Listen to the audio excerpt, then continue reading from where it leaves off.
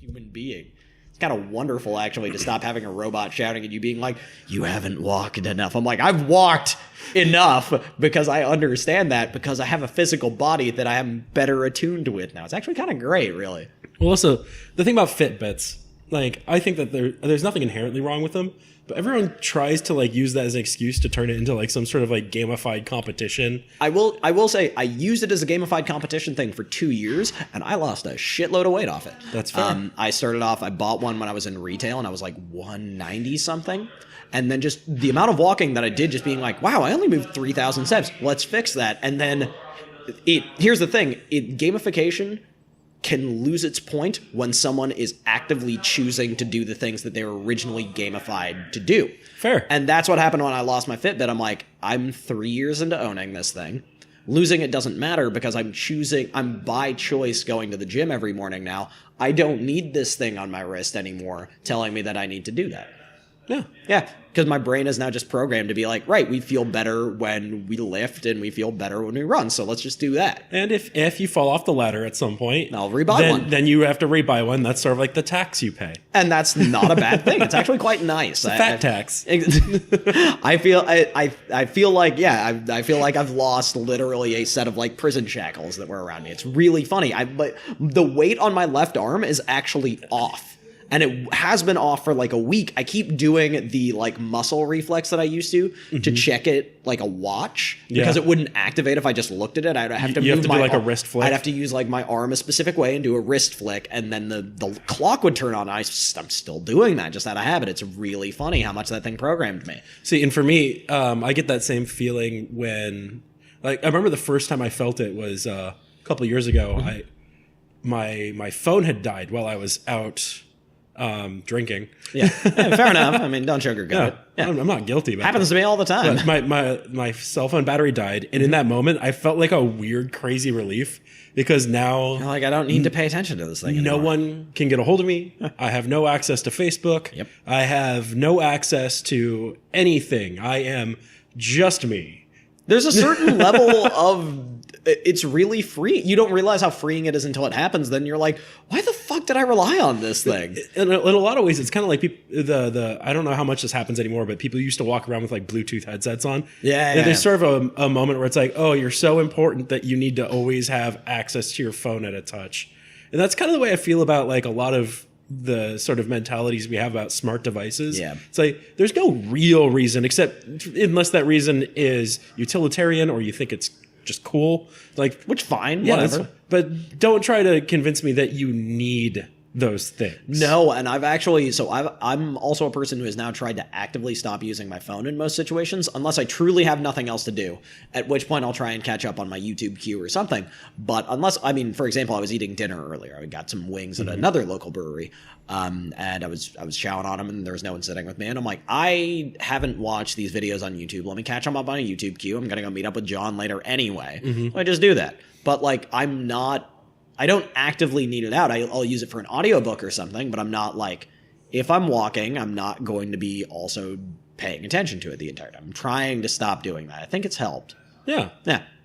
Cool. Yeah. Welcome to the lives of me and John, everybody. We are trying to use less tech as we sit here recording a podcast. Hey, there's nothing wrong with that. We do it because we like it. That's the thing. Also, please, audience, don't stop listening to us. Oh, please start listening to us. That'd be nice. Hey, you're not wrong. Speaking of which, you want to get this thing started? Yeah, why not? All right. The 3, 2, a 1.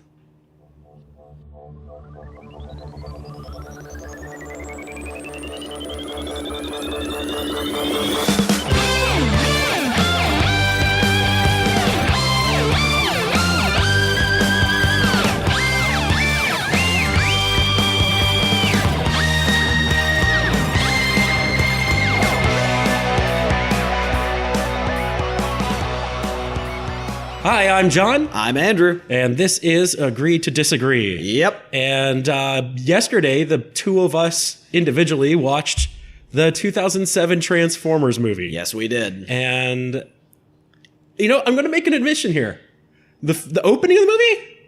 It's pretty solid. Pretty solid. It's a pretty solid, enjoyable, first 5-10 minutes of the movie. Even the ending fight's pretty fucking solid. And the ending fight is also good. It's just the middle. What sits in the body of this awesome sandwich is the most sexist, racist, dumb crap I've ever been told should be funny. Okay, in a while. See, all right, so I'm going to make my blow a lot more precise. I'm not going to go for the Dark Souls, I'm using a giant hammer and your entire body is now turned into a pancake. I'm going to go for I'm using a rapier, and this one hit is going to just destroy your entire system. I'm just going to stab you right through the lung, and just you're dead now.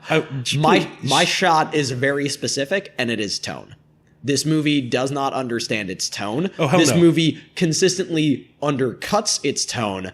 And this movie could easily be fixed by changing a couple characters to keep the tone. This is a movie that starts off, the very first part starts off as sort of a military action movie. Which, in fairness, as we talked about last time, Michael Bay is one of the conscripted people who writes I'm not going to say propaganda, but is underwritten by the United States military, which is why for reference, which is why he was able to get such good glamour shots of really awesome military tech for this film. Aircraft carrier. No one else gets aircraft carriers, F-20 shots like that. It's because Michael Bay gets underwritten by the United States military, and that's why he's able to get those good shots. They look awesome. Those are very nice shots. They're really good looking shots. The issue is that it does mean that the military needs to play a prominent, positive role in his films. Mm-hmm. So it starts Which is off, fine, because he actually writes good military characters. I actually will say some of the best characters in this movies are Lennox and his team. Yeah. They're really... the Spanish jokes are really bad. Yes. I find those incredibly frustrating. But Lennox and his second in command, who is the African-American guy, are both two very enjoyable, not interesting characters, but they're two very enjoyable, like, stoic military men who play their roles very well. Yes. They're good actors, and they're good in this movie. Well, so then hard cut from that war drama action movie we're watching, and it cuts over to a high school comedy. Yep. High school teenage romance. Yes. Comedy. You have high school rom-com. There we go. That's the word. You have the dorky kid, played by Shia LaBeouf, who thinks all of his problems will be solved as soon as he gets a car. And a girlfriend. Well, the girlfriend he will get because of the car. But his main problem is lack of woman. And he believes car will solve lack of woman. Which is why part of the reason why... we'll talk about this later. But part of the reason why I really don't like Shia LaBeouf's character in this movie... I think Shia LaBeouf does his best to make him an enjoyable, interesting dork who is a decently written character, but I will say that it's Shia LaBeouf as a good actor being actively fought against by the movie. Yes, I have no issues with Shia LaBeouf. I think he's a good actor in this film. I feel like he did what he could with what was given to him. He just wasn't given anything. And he was given shit that was actively fighting the tone that Shia was trying to portray. Even the introduction of Bumblebee in the movie, it still remains like this stupid comedy. Yeah. And you of course, you have the love interest, the titular love interest. Yeah. Megan Fox. Megan Fox is actually a good actress. She's fantastic, but the movie hyper-sexualizes her. So I've got two things for this. Finish your point, sorry. It hyper-sexualizes her to a ridiculous degree where it's like, I know that they're kind of trying to set up that she is much more than that. Yeah.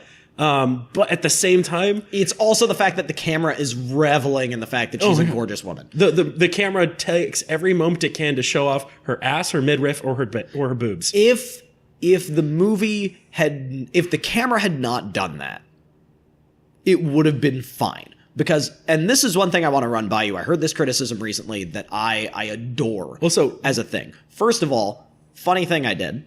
Off of a suggestion from aforementioned thing that I will talk about in a second. Watching the scene where she is fixing the Camaro with your eyes closed is a good scene. Yes. It's actually a good scene of two people bonding over cars and talking about introspective things that are happening in their life and being like, hey, so why were you out there? I don't know why I was out there.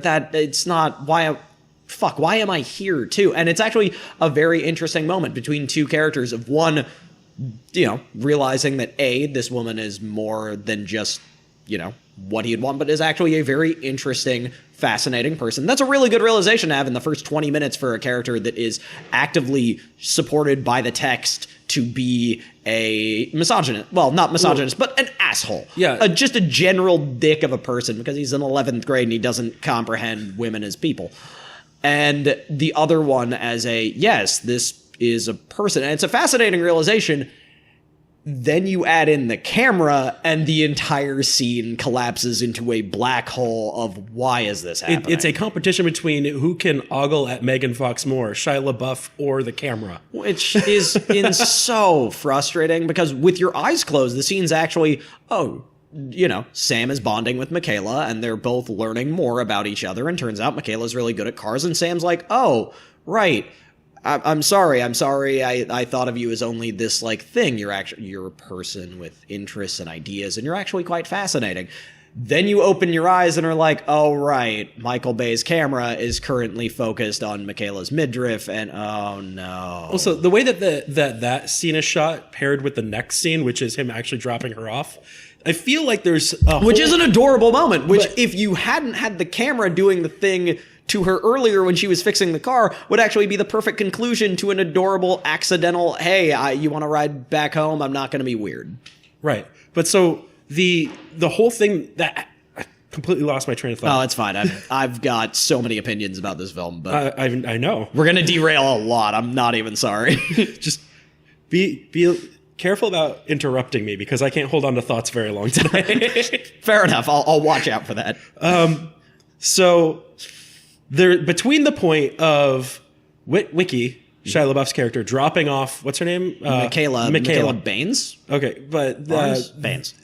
Between that moment where they get back in the car after the car is working again and he drops her off, I feel like there should have been a whole other scene of actual connection. Them bonding? Yeah, because it ends with them kind of having a bond. And that's also, the implication, yes. A bond that's strong enough that when he runs into her later, she leaves hanging out with her friends and follows him. And there's no real reason for her to do that. The implication, if you're analyzing the script, is that it's because she as a person has explained herself to be so bored with the people she ends up hanging out with that this really dumb, weird guy is fascinating enough to be like, hang on, fuck these people. I want to see what the hell he's running from, because maybe he's not actually in danger, but this sounds more interesting than what I'm currently dealing with. More interesting than hanging out at a Burger King. Which is implied by the text. That's actually implied by the script. If, they had written that extra scene and cut out a pile of tonally deficient nonsense. Right. Essentially, I feel like they didn't earn that moment. No, God, They came close, but no. Yeah. Other thing, and I want to run this by you, because this was a fascinating proposal I ran into on YouTube recently. Cut Sam entirely out of the film. Cut Sam, cut his family, cut Mojo, cut fucking everything. Cut the entire idea of a boy and his car. Let's talk about useless characters. Mojo didn't even have to be there. Add, instead, a girl in her car. Make it Michaela Witwicky. Suddenly, the script is a whole lot tighter. Well, suddenly what we're talking about is... oh God, what's that series of movies called? The Love Bug. Then we're kind of... But with robots. Well, the Love Bug is kind of like a transformer that can't transform. You know what I mean, though. Yeah. But suddenly you have a movie that is a lot tighter, makes a whole lot more sense. You remove a lot of the weird misogynistic nonsense, and you add in a lot more... Well, because Michaela as a character is actually pretty well written. Yeah. But suddenly you take the well-written character and pull her from sidekick to center stage, and the movie just makes a whole lot more sense. And I have no arguments that would have been a better, stronger movie. Unfortunately, they didn't make that movie. No, God, no. They made two awesome action scenes and then a fucking mess is what they made. Yeah. So a bunch of nonsense ensues. Yep. Which is Bumblebee steals himself. Which is actually kind of funny. To signal the other Autobots, which is how Wiki discovers that his car is alive. I'm sorry, but the protoforms crashing into different places and one of the protoforms crashing into a little girl's pool was a combination touching and very funny. That was actually a very hilarious moment of, oh, this is adorable. Also, well, so you got that going on. And nothing really happens plot-wise. No, for a long period of time. Until the Transformers get their forms and introduce themselves to Sam Witwicky. Yep. And then you have Optimus Exposition. Yes. Which He I will decides- say, as a series, Transformers is real fucking bad about.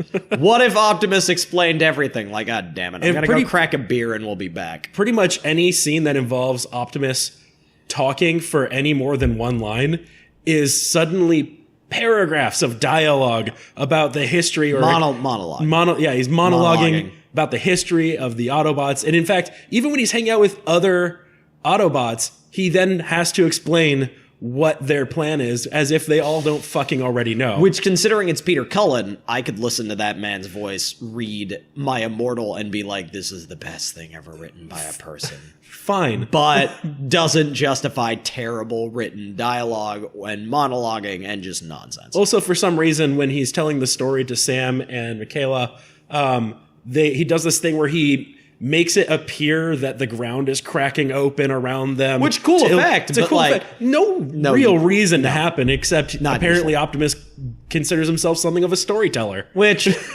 he kind of always has.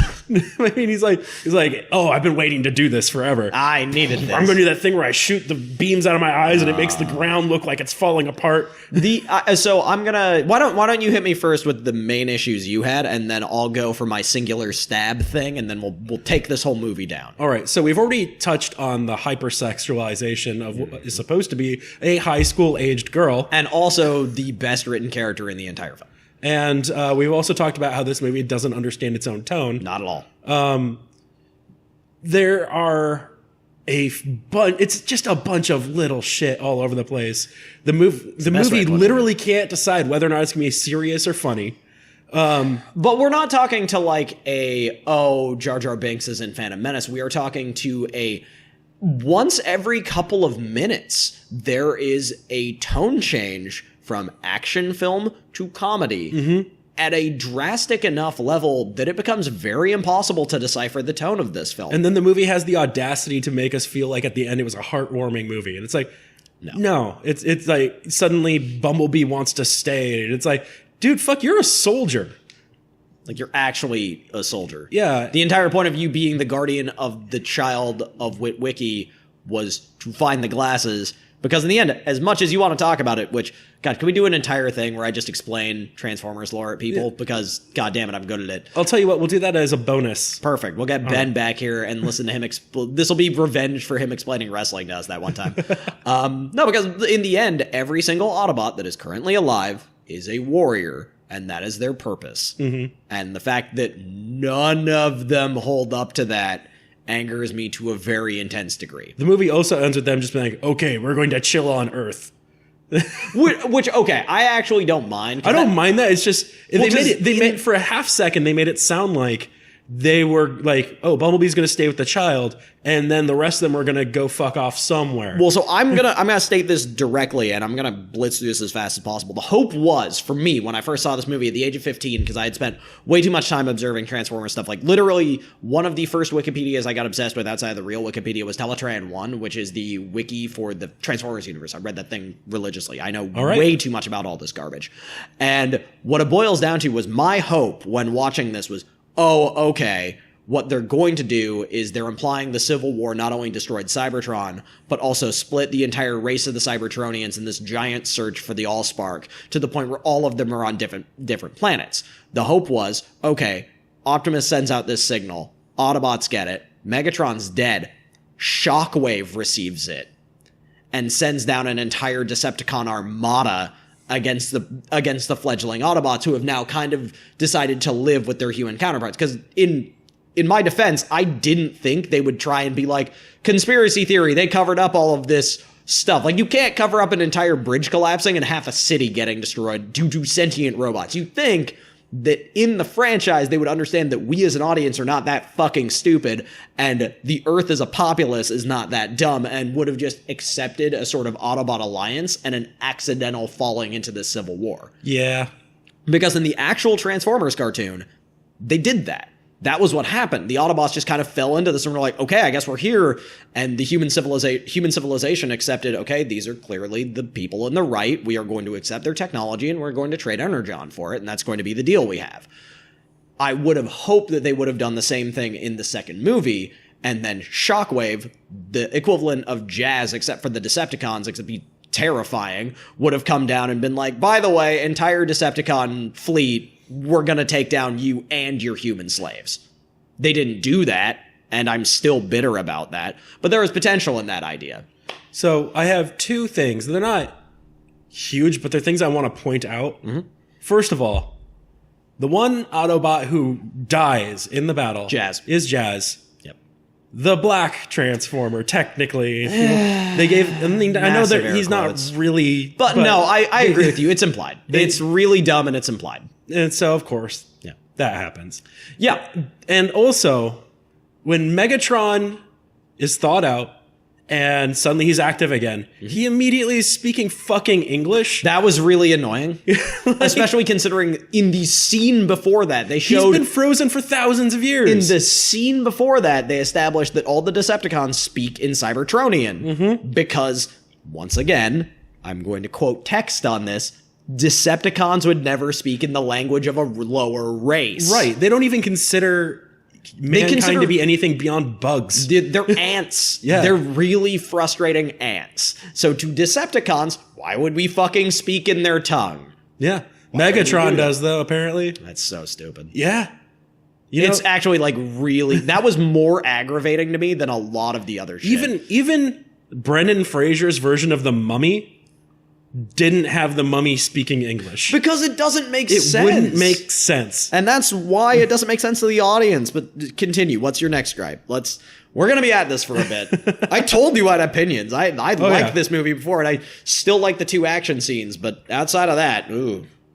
Beyond all that, I just feel like pretty much every secondary character or tertiary character is set up as sort of like a comedic prop in some way. I mean, every single member of Sector 7. Every single member of Sector 7. Except for the guy with the mustache and the balding head. Right. He's the only serious one. And then the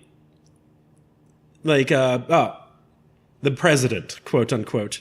Which is funny at the time because George W. Bush. But the whole thing is like, guy in Air Force One, I need some ho-hos. And it's like... Ding-dongs. Or whatever. And so that's stupid. And then the stewardess goes down... flight attendant of Air Force One goes down into the lower deck. I will say she has one funny line, which is, I joined the Air Force, I didn't think I'd be getting some asshole ding-dongs. Yeah. I'm like, that's pretty funny. That's pretty funny. But then, she drops one on the ground and picks it up and then takes a bite out of it. And it's like, why? There's no reason. And then the worst inserted ADR line ever when she does that, she adds like, oh, gross or whatever when she's leaving the scene. It's like, it's obvious the actor didn't actually say that. They just added it in as like, ah, ha, ha, ha, ha, ha. It's like, I don't know. Shit like that pisses me off. Yeah. It's like, it's a very frustratingly, you know why this movie is so aggravating? I'm going to run this by you. It's aggravating to me because knowing Transformers lore, I know they could have pulled off a better film. But not even knowing knowing Transformers lore, I know they could have pulled off a better franchise. Knowing filmmaking, I know they could have made a better movie than this. Even just knowing the premise where the mankind finds themselves in the middle of a long waged war against sentient robot creatures. Like that by itself should fucking write itself. That sounds amazing. And they fucked it up. I'm gonna run this by. All right, I'm gonna stop my rant so you can do your shit. I want to run this by you because I was thinking about this earlier today of how do you fix this film? Because I think this film is fixable. Unlike Phantom Menace, I don't think the problems are so intertwined that this movie is irredeemable. So, assuming we stick to the established framework. Yes. Established framework, but you remove some things and you change some tone. Okay. Run this by you. Michaela is now the main character. That means she is now a Witwicky, but also we keep Michaela's storyline of being a kid from juvie who is possibly in a foster family. Ignore the family. Cut all of the family scenes out. No dad, no mom, no dog, none of that. No Sam. Suddenly, Michaela is the main character of the teenage storyline. Yeah, we removed the romance stuff, but fuck the romance stuff. It was badly written in the first place. Why not make it about a girl bonding with this alien being? Exactly. That's fine. I like that. I actually really enjoy that. It's her bond. It's her using her mechanical skills to actually accidentally create a bond with a sentient being that isn't a human when she's already established that she doesn't like people in the first place. It's the story of an isolationist person, despite being attractive, who finds joy in a what's the word I'm looking for?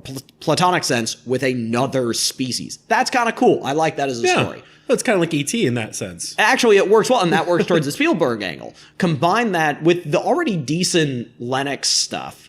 Cut out the dumb telemarketer phone call. Just remove that. Oh, God, yeah. No, but we're not going to talk about it because we'll literally be here all day. Okay. Remove that. Remove the dumb tonal shifting shit. Just make it an action movie, because that... My only thought when I saw that again for the first time when Scorponok first showed up, Predator. That is literally Predator. There is a team of people stuck in the middle of nowhere after their base gets blown up, being stalked by an alien being that is out to kill them that they can't see. That is literally Predator. If it bleeds, we can kill it. It doesn't bleed. It doesn't bleed. You're fucked. You're doomed. But that section of the movie, Lennox's section of the movie, if written better, is just Predator. And that's fine. That's good. Predator is a good movie. Mm-hmm. Combine that with then splicing in the hacker stuff, which was decent and I actually enjoyed, but remove some of the more comedic stuff. Remove the other hacker character. Just make it about the Aussie woman and just have that be her storyline. You remove two characters. So you essentially are now making a story where you have these soldiers who are stuck in the middle of a very bad situation. Getting stalked by Scorponok and Blackout. A teenage girl who develops a bond with an alien. With Bumblebee, and then ends up getting attacked by Barricade. And a young hacker who no one respects or believes. Dealing with the hacking of Frenzy and trying to figure out how that connects into the Cybertronian. And being a person who... Like, there's a good setup for her where it's like, if you can prove it, we'll listen to you. And then she does. But then there's this whole other thing where it's like, during this entire time, the pressure's on for her because the U.S. might just attack North Korea for no reason. Which is terrifying and actually a really good concept, where if she fucks up, we're probably going to accidentally bomb someone we shouldn't. You combine all three of those storylines, which are already in the film. All you're doing is removing extraneous elements and formalizing tone. Still bring them together with the development of NBE-1. Make Sector 7 less funny. Yeah. Make Sector 7 way less funny. I have no problem with the premise of Sector 7. Just make them less of assholes. Yeah. Fine. NBE-1 still happens. That's still Megatron. And then have the rest of the movie happen as is. Suddenly I'm okay with this, because then it's not about Sam getting the cube. It's about her with the cube being like, and Optimus saying, run away, get out of here. We need to get rid of them. And her with the cube holding literally the life of their entire world saying, I'm not leaving Bumblebee behind. And suddenly that moment of her attaching him to a tow vehicle becomes way more intense, because not only are you watching this woman trying to save something she cares about, one of the only things she cares about in a world that has never treated her well, she is also risking an entire other planet because of how much she cares about this thing. Suddenly you've written not only a good character, but an intense scene. Also, you have the great twist in there where this person who doesn't really care much for humanity ends up being the person who saves it. Which is brilliant. That's actually really good. You see how easy this is to refine? Yeah. And I think that's why it's so frustrating with the Transformers movies. One of my original ideas for a YouTube show way back when I was like 17 at the time was taking the text for Revenge of the Fallen, hacking it to pieces, and rebuilding a film based around actual like lore of Transformers. Looking at this movie, you could do the same damn thing and remove about 40 minutes and most of the Witwicky family and just make a better movie. And that's really aggravating to me, because all you need to do is remove some of the tonal problems, change a couple characters, remove a few frustrating characters, and you have a genuinely good film. And I think that's why watching it, I was more mad than anything else. I mean, because there's a lot of shit in here that will make you pissed off. There's a lot of camera ogling. There's a lot of really random racist nonsense. There's a lot of shit that just happens to set up a joke a few scenes later. And they're not even funny jokes. Yeah. They're just upsetting. Hey, that dad's super cheap, and also don't walk on his grass. Oh. Or hey, that guy is kind of a hard ass, but then completely falls apart when you have him take off his shirt and handcuffed to a light pole. And it's really frustrating to be like, why are we doing half of this? And then you think about, what if we removed all of this? Oh, we'd have a good movie. Or how about the fact that Sam Witwicky's character, his eBay username is Ladies Man. So it's really funny when the Decepticon pins him down. It's like, are you Ladies Man? Blah, blah, blah, blah. That was one of the most, I think that might be the most egregious frustration I have with this movie, to be like, why? We already understand what he's about. We already understand what he is as a character. Why do you also need to make him a dumbass with the naming of his eBay account? I feel like those sorts of things are the most frustrating because it assumes that they need to they need to make jokes in the movie so the dumbest person in the room has something to laugh at. And I think that's why this franchise became so frustrating. Is I know everybody's like, oh, it's the lowest common denominator. No, it's not that it's built for the lowest common denominator. It's that it assumes the worst of the lowest common denominator. Good cinema is enjoyed by everyone. Exactly. Pixar, perfect example. Perfect. They don't make dumb stories. They tell some of the best stories on film. Fuck, going to the executive producer of this movie. Spielberg does not make dumb movies. No. Spielberg doesn't make dumb movies. He probably has never and probably never will. And his movies are genuinely accepted by the populace to be some of the best films of all time. With a few asterisks. Yeah, duh. But that's because AI was technically a Kubrick movie that he accidentally adopted because of I actually like reasons. that movie. Fair enough. But it's that kind of thing where there are so many people who make popular films that are capable of producing better movies than this, and also assuming the best of the populace. That's why this movie is so frustrating to me, of not only is there a good movie in here, which is really upsetting because if you just carved it a little bit, this would be a genuinely good Transformers movie. It's that it also assumes the worst of the audience that's watching it. It assumes you're dumb. It assumes you need everything explained to you. It assumes you enjoy just watching the camera ogle an attractive woman. Like, essentially, like, fucking calm down and stop assuming I'm an asshole. Essentially, the people who made this movie are fucking Decepticons in their own explanation, because they think so little of humankind that they can't like something unless it's just the most base possible version of it. Damn it, that's actually really good. Good tie-in there, man. That's a solid, well done. I have my moments. But yeah, no, this movie is dumb. It is a dumb movie, but that could have been great. But you know what's even more frustrating about it? It's bookmarked by two exceptionally done scenes. The opening scene of Blackout attacking the military base and the ending fight are actually really good.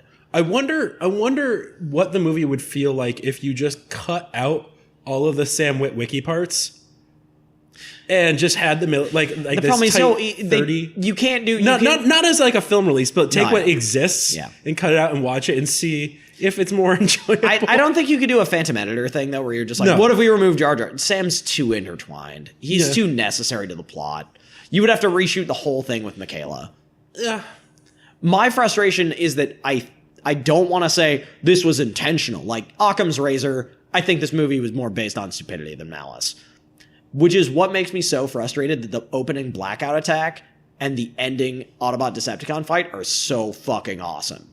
Because the CG is really good. Oh, it still holds up. 10 years out, it's still an awesome looking movie. Blackout's first attack on that military base, first of all, they actually probably follow realistic military protocol, which was probably intended by Michael Bay's aforementioned being underwritten by the military to not seem like over jingoistic assholes. They actually follow protocol and bring the helicopter in.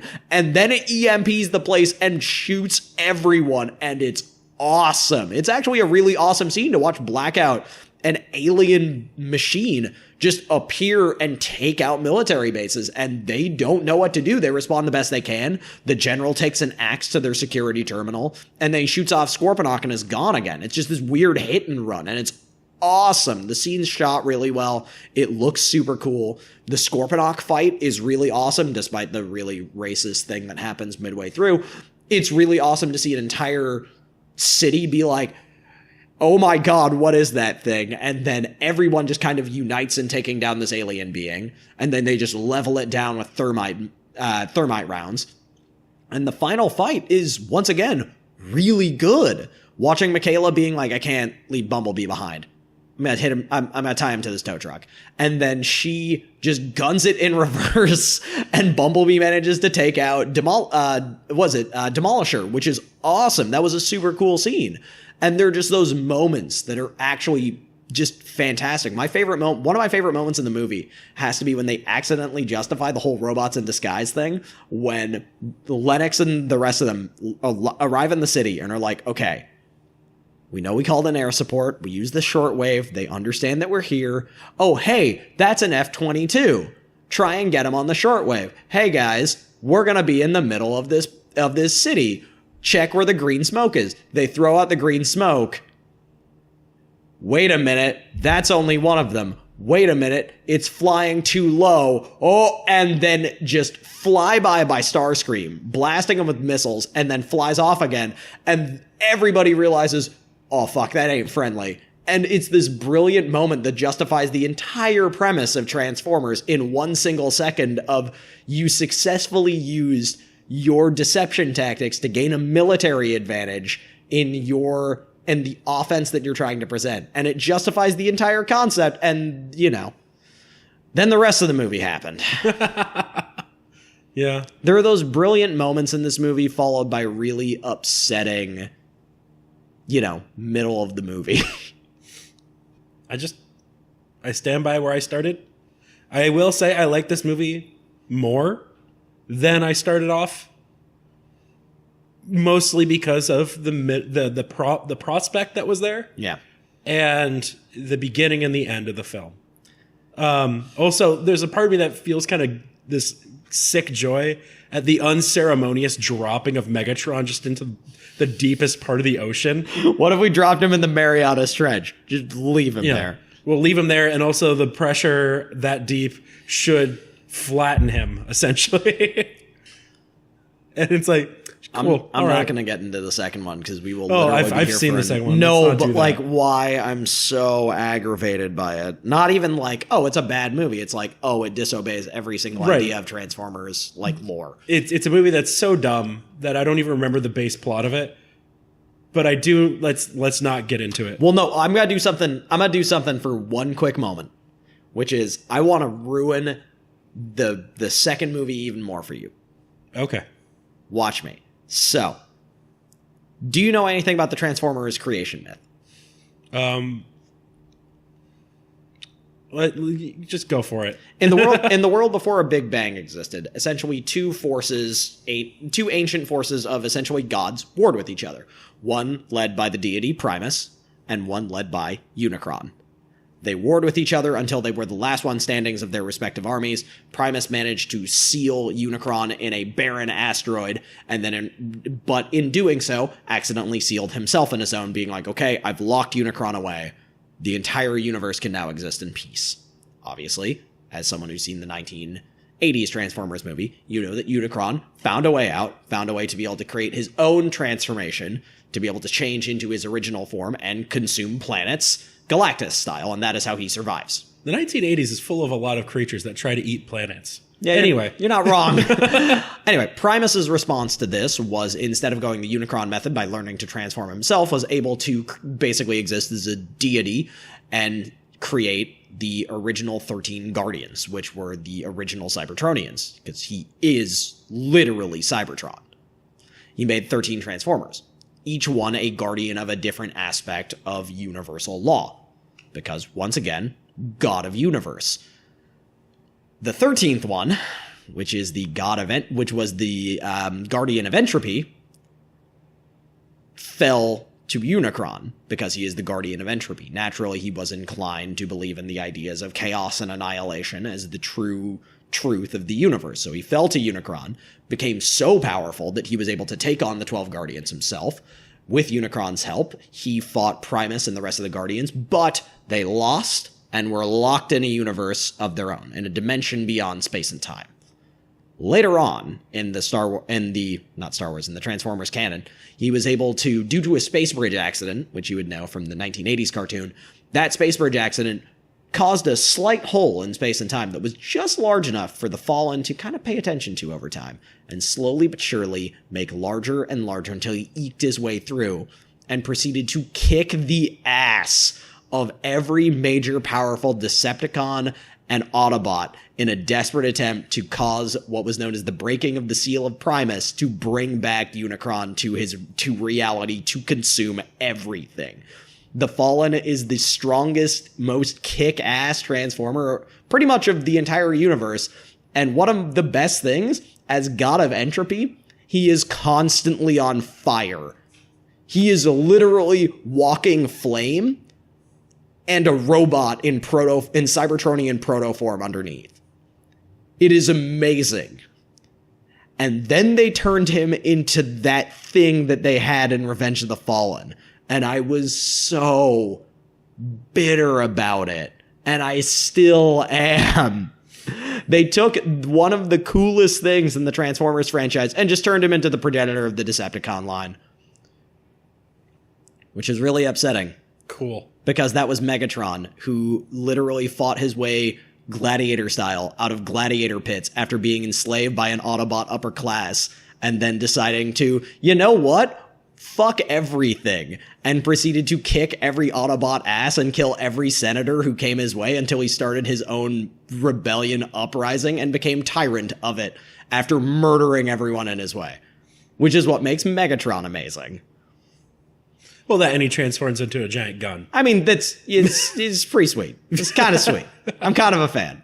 I'm saying that's the issue. I think that's the issue with being as huge of a fan of the Transformers lore as I am, is that every single time someone tries to make a Transformers property, they consistently boil it down to the lowest common denominator, whether it's the Generation 1 cartoon or this movie or any of the other shows. They kind of just, why not? We just go for the worst thing. Well, except for Beast Wars. Beast Wars was amazing, and I will not hear to the otherwise. I am not going to get mad at the Gen 1 cartoon, unless you're talking about the new era Gen 1. No, original Gen 1. Okay, because that one was built to sell toys, though, and that's why I'm upset. That is what it is.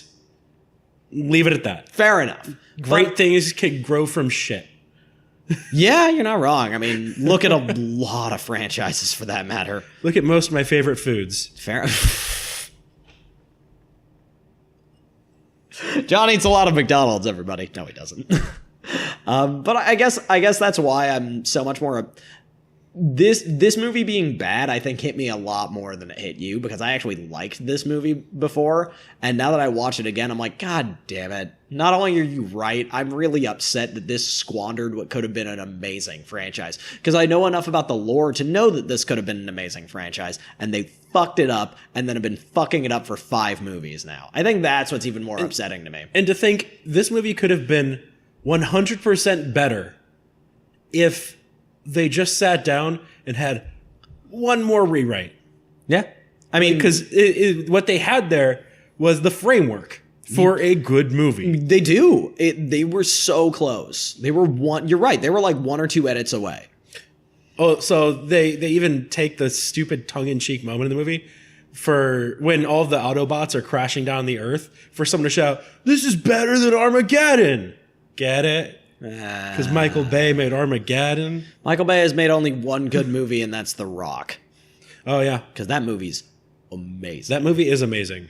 Best thing that ever has both Sean Connery and Nicolas Cage in it. I think it's the only thing that has Sean Connery and Nicolas Cage in it. It's also just like one... Dude, by the way, side note, it's released by the Criterion Collection. Because it's one of the best action movies of all time. So and even Criterion is like, damn. Even either we're vindicated or they've just really reduced the standards for what they release. So apparently it requires if I remember correctly, it requires like an essay by a famous director to get yourself into Criterion. Like you need to have numerous essays written to justify, and then the Criterion committee has to be like, right, we'll accept this argument. Someone wrote for The Rock that it was pretty much the best. We can't say it's a good movie from a drama or like writing standpoint. But from a sheer action cinematography standpoint, it is the best movie in its genre. And that was kind of the argument they made, and apparently the committee was like, yeah, no, we'll accept that. Because Michael Bay is not a bad person. He's just not good with female characters. I was going to say, he's not a bad person. he's just a bit of a tool. Yeah. I was going to do the Big Lebowski thing. If you're not wrong, Walter, you're just an asshole. I think we can leave it at that. I think we can leave it at that. That is my description of Michael Bay, everybody. Do you have anything else to add for the episode? No. Can I rant to you about Transformers lore now? Because I spent the rest of the day looking it up, and I'm even more upset that they didn't follow any of it. Shockwave's introduction was choking out Megatron and holding him over a chasm and being like, why shouldn't I do it? Tell me why shouldn't I do it? I've been literally doing this war for 7,000 years while you've been in cryogenic freezing. Tell me why I shouldn't do it. Explain to me, oh great Megatron, why I shouldn't just let you die and control your army. He was really bitter about it. As he should have every right to be, being stuck for 7,000 years in warfare and then kicking its ass and then having your boss being like, you obey me now. You have 7,000 years of telling him to go fuck himself. Which is what Shockwave did. And it was great. Go on. Okay, you want me to actually do... All right, why not? I'll tell you what. Yeah. Let's seriously save this for a bonus episode. No, I want to do this as a bonus episode. All I right. could rant for ages. I love the Transformers. All right, we're gonna have. I'm gonna come up with some witty title for this later, but I've enjoyed this. Regardless, I will say, I guess my final thought is this movie it's bookended well, but is intensely frustrating because, as you said, there is the framework of a good film here, and they completely botched it. And then they've been botching it for 5 movies. plus 5+ movies. They've already planned. No. Like there's already there. Is there a 6th coming out? Yes, there is. Fuck. So in later news, good people at home, I'm not going to tell you what the next episode is going to be, but it's going to be special. Oh yeah. I Light just bulb. remembered what it was. Yeah, that should be fun. Yeah, we're going to have a really good time next time, and I hope that you'll join us. We don't really have a send-off for the show. No, we don't. We just kind of ramble until everybody stops listening. Yeah. Bye, everybody. Bye, everyone.